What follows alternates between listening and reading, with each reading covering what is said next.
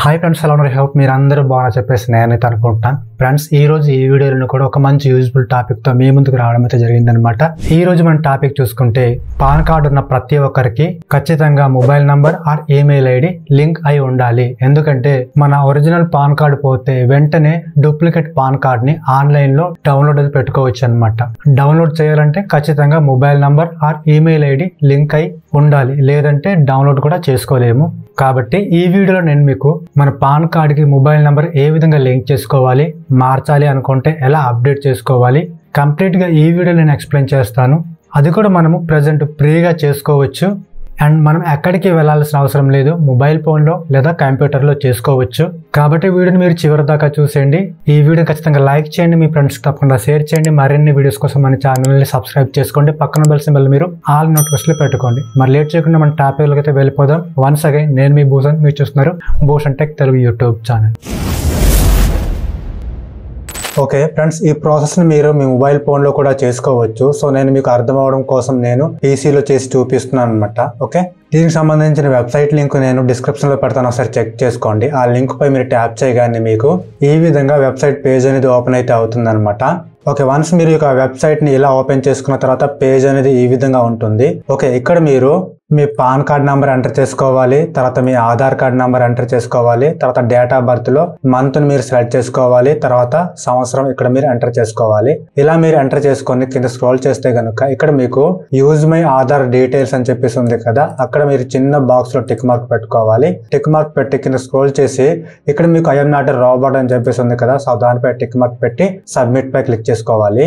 Once మీరు submit పై click చేయగానే next page ఇలా ఓపెన్ అయితే అవుతుంది అనమాట. సో ఇక్కడ మీకు కంటిన్యూ విత్ ఈకేవైసీ అని చెప్పేసి ఉంది కదా, సో దీనిపై క్లిక్ చేసుకోవాలి. నెక్స్ట్ మీకు మీ ఆధార్ కార్డుకి రిజిస్టర్డ్ అయిన మొబైల్ నంబర్ కి ఒక ఓటీపీ వస్తుంది అనమాట. ఆ ఓటీపీని తెచ్చి ఇక్కడ మీరు ఎంటర్ చేసుకోవాల్సి ఉంటుంది. ఓటీపీ ఈ విధంగా ఎంటర్ చేసుకున్న తర్వాత సబ్మిట్ పై క్లిక్ చేసుకోవాలి. నెక్స్ట్ పేజ్ ఇలా ఓపెన్ అయితే అవుతుంది అనమాట. సో ఇక్కడ మీరు చూసుకున్నట్లయితే ఇక్కడ ప్రెజెంట్ మీ పాన్ కార్డ్ కి ఏ నంబర్ అయితే లింక్ ఉందో మొబైల్ నంబర్ ఇక్కడ మీకు చూపిస్తూ ఉంటుంది అనమాట.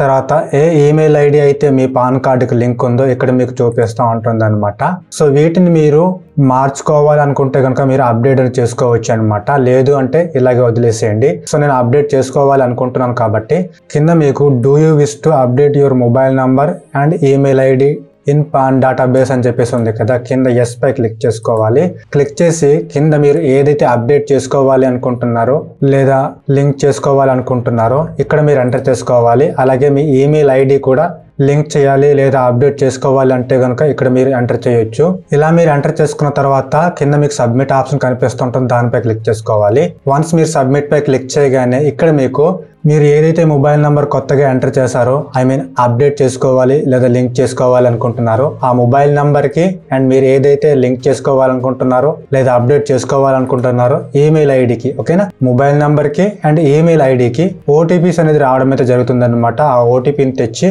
ఇక్కడ మీరు ఎంటర్ చేసుకోవాల్సి ఉంటుంది. సో మీరు ఈ విధంగా ఓటీపీస్ ని ఎంటర్ చేసుకున్న తర్వాత కింద మీకు వాలిడేట్ అని చెప్పేసి ఉంది కదా, సో దీనిపై క్లిక్ చేసుకోవాలి. నెక్స్ట్ ఈ విధంగా మీ ఆధార్ కార్డులోని అడ్రస్ అయితే ఆటోమేటిక్ గా చూపించడం జరుగుతుంది అనమాట. కింద స్క్రోల్ చేయండి, ఇక్కడ మీకు వెరిఫై అని చెప్పేసి ఉంది కదా, సో దీనిపై క్లిక్ చేసుకోవాలి.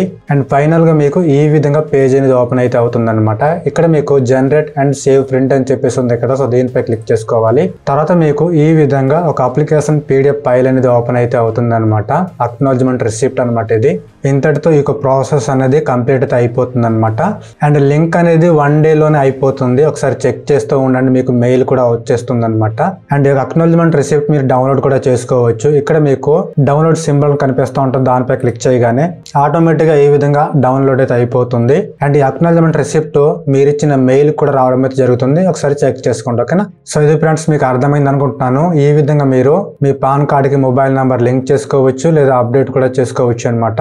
వీడియోని ఖచ్చితంగా లైక్ చేయండి, మీ ఫ్రెండ్స్ తప్పకుండా షేర్ చేయండి. మరిన్ని వీడియోస్ కోసం మన ఛానల్ని సబ్స్క్రైబ్ చేసుకోండి. Thanks for watching. నెక్స్ట్ లో కలుసుకుందాం. అంతవరకు బాయ్ బాయ్.